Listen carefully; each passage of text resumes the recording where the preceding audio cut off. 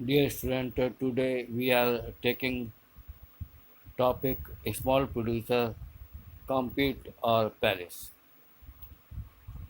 जो छोटे प्रोड्यूसर्स हैं या तो वो प्रतियोगिता करें या पेरिस यानी कि passage away from this world. For a large number of the small producers and worker,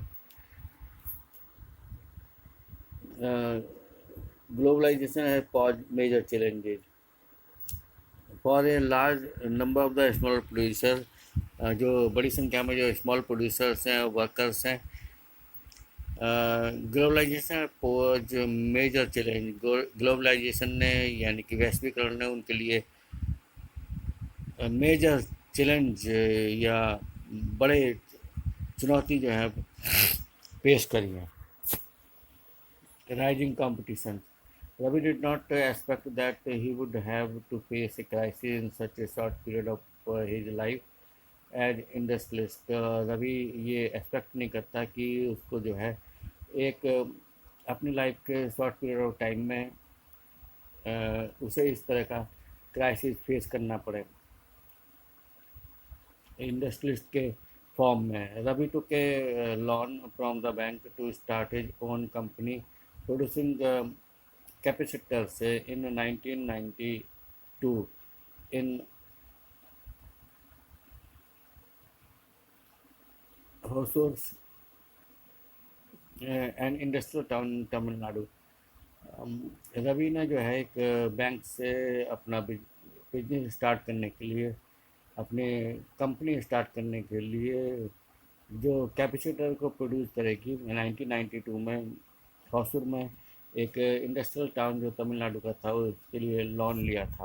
capacitors are use in many electronics home appliances including the tubelights, TV etcetera. और कैपेसिटर जैसे कि आपको पता है कि ये बहुत सारे इलेक्ट्रॉनिक्स होम अप्लायंसेज में यूज होते हैं जिसमें ट्यूबलाइट्स और टीवी भी शामिल हैं। With in 3 years he was able to expand production. 3 साल में वो अपने प्रोडक्शन को एक्सपेंड करने के योग्य हो गया and had 20 workers working under him. और अब उसकी इंडस्ट्री में 20 वर्कर्स जो है उसके अंडर में वर्क कर रहे थे। His struggles to run his company started when the government removed restrictions on import of the capacitors as per its agreement at WTO in 2001।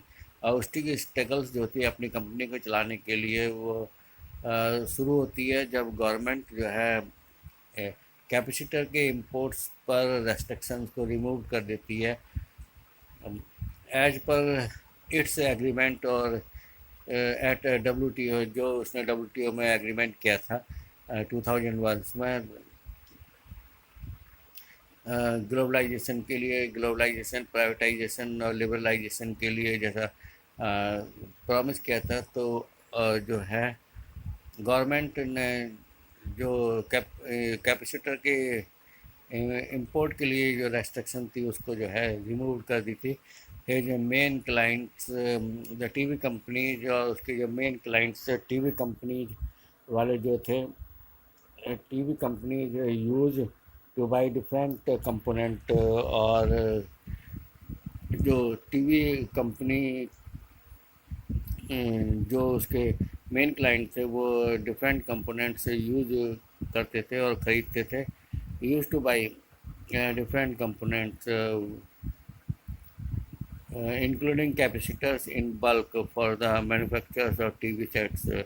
और टीवी सेट्स के लिए, टीवी सेट के मैन्युफैक्चरिंग के लिए जो टीवी सेट मेकर थे वो bulk में कैपेसिटर्स रवि से परचेज करते थे। However, competition from the multinational brand forced the Indian TV companies to move into assembling activities for multinational corporations।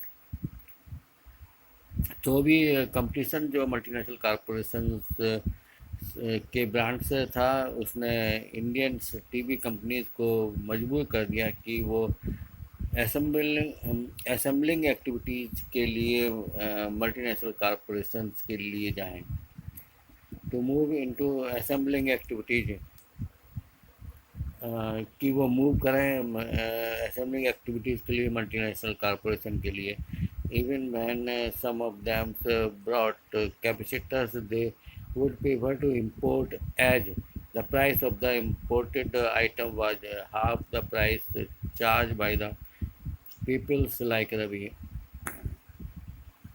और जो even when some of them bought capacitors, हालांकि उनमें से कुछ जो है कैपेसिटर खरीदते थे, they would prefer to import, हालांकि वो जो है वो कैपेसिटर को इम्पोर्ट करना प्रीफर करते थे as the price of the imported item, जैसे कि प्राइस जो इम्पोर्टेड आइटम के प्राइस थे वो आधे रह गए थे जो चार्ज लोगों के द्वारा किया जाता था. जैसे कि रवि के द्वारा जो किया था उसके जब इम्पोर्टेड कैपेसिटर्स भारत में आए तो उसकी जो है कॉस्ट गिर गई और हाफ उसकी कॉस्ट हो गई.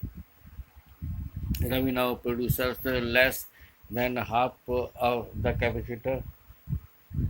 रवि जो है अब आधे से भी कम कैपेसिटर प्रोड्यूस करता था. That he produce in the years 2000, जितना वो 2000 में करता था. And has only 7 workers working for him, और 7 वर्कर जो है उसके लिए वर्क करते थे. Many of Ravi's friends in the same business in Hyderabad, और बहुत सारे रवि के दोस्त जो हैदराबाद में उसी बिजनेस में थे, हैदराबाद चेन्नई में.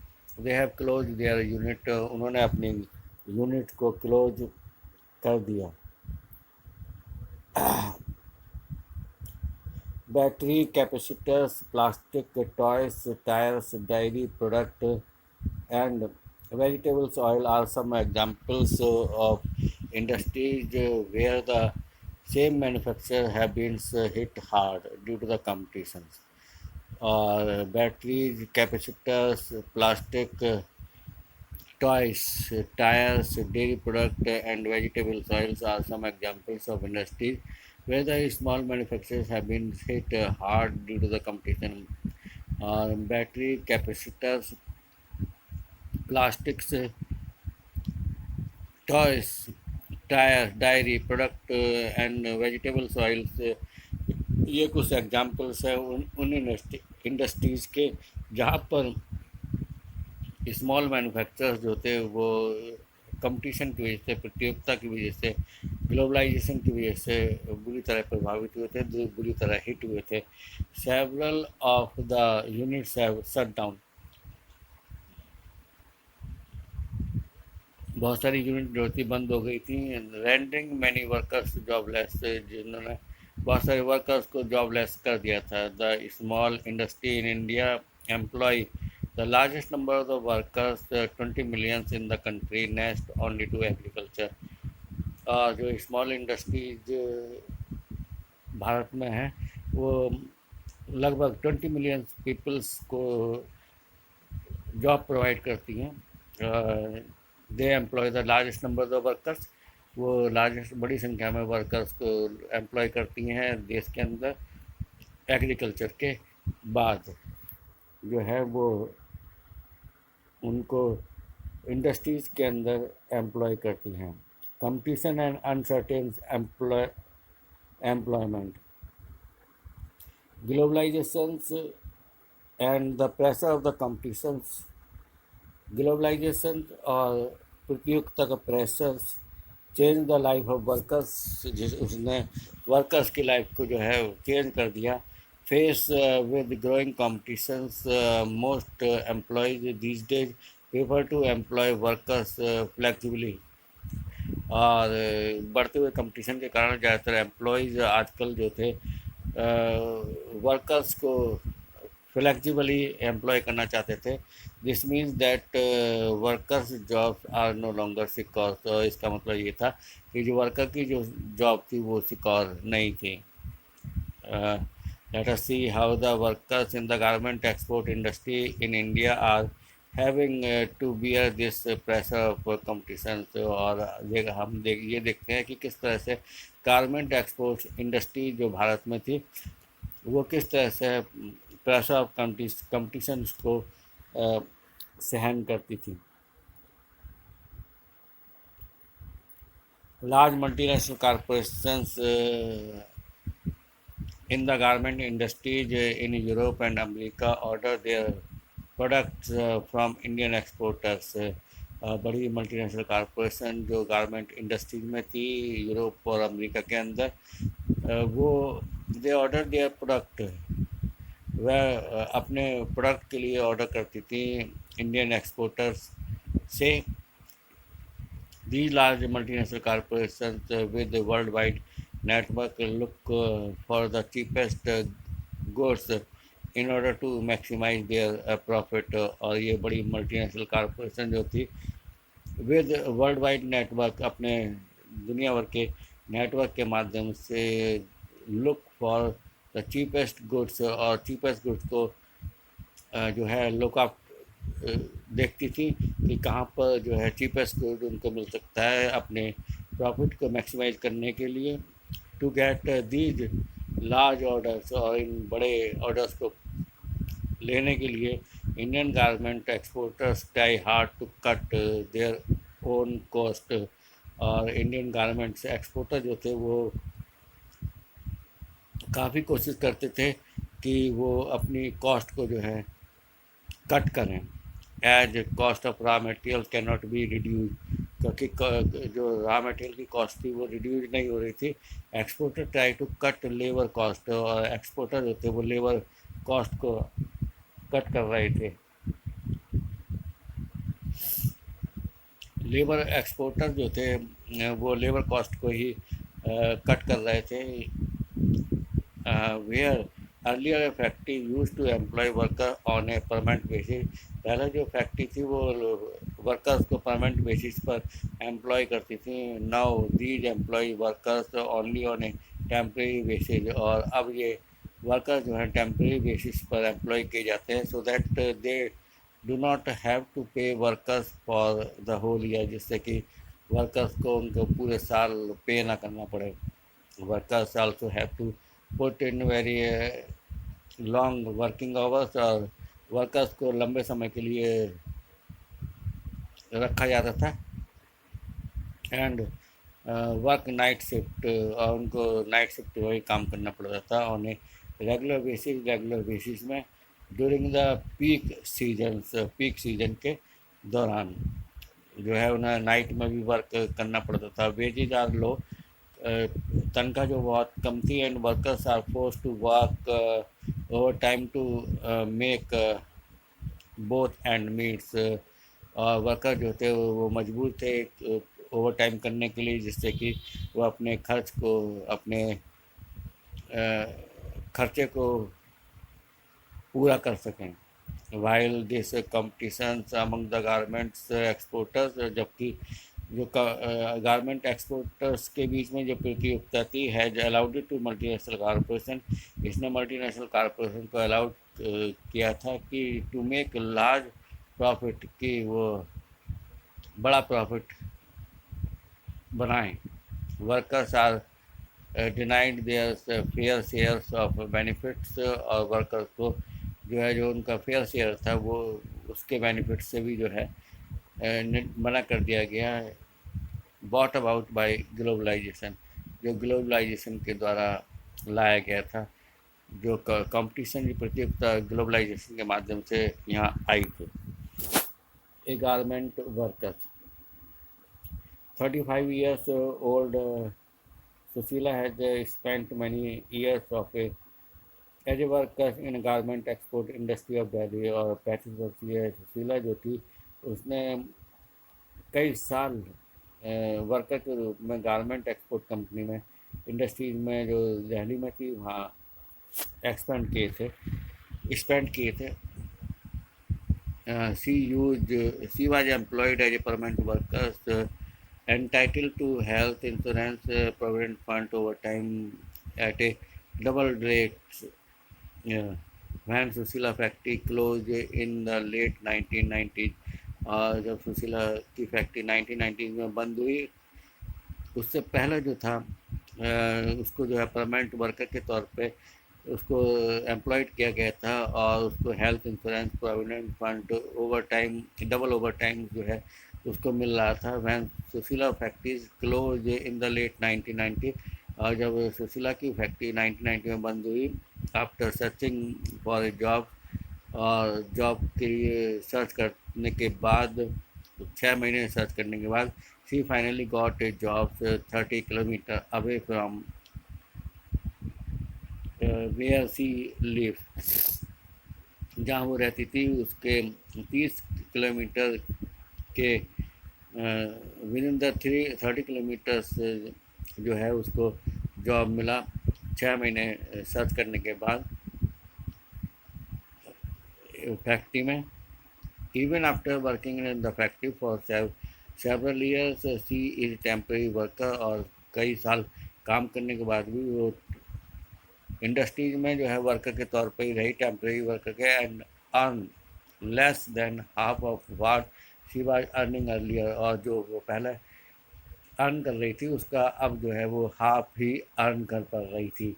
Sushila leaves her house every morning, और सुशीला अपने घर को जो है हर सुबह 7:30 पे 7 डेज ए वीक और 7:30 पे 7 दिन छोड़ देती थी, और घर जो है वो 10 PM पे रिटर्न होती थी। A day off from work means no wages, और अगर if Sushila is going to take leave they were not given the wages of that day. She has none of the benefits, उसको किसी प्रकार का कोई बेनिफिट नहीं था। She use to get earlier, जो उसको पहले मिलते थे। Factory closures to her home, और फैक्ट्री जो थी वो उसके घर के पास ही थी। Have widely functioning orders and therefore pay even less, और factory close to her home जो उसके घर के पास थी, they have widely fluctuating orders, उनको जो है ऑर्डर जो थे वो फ्लक्चुएटिंग थे, और देयरफॉर पे इवन लेस, और इसीलिए वो जो है अपने वर्कर्स को कम सैलरी देते थे। The condition of the workers and the hardship of the workers described above have become common to many industrial units and service in India। और जो कंडीशंस वर्क की कंडीशंस और जो वर्कर्स की हार्डशिप थी, जैसा कि ऊपर डिस्क्राइब करा गया, वर्णित करा गया है, have become common to many industrial unit, ये औद्योगिक यूनिट्स में कॉमन थी, और हर सर्विस जो भारत में थी उसमें ये चीज़ बहुत कॉमन थी। Most workers today are employed in the unorganise sectors, और आज भी बहुत सारे वर्कर जो थे वो अनऑर्गेनाइज सेक्टर्स में वर्क करते हैं, एम्प्लॉयड हैं।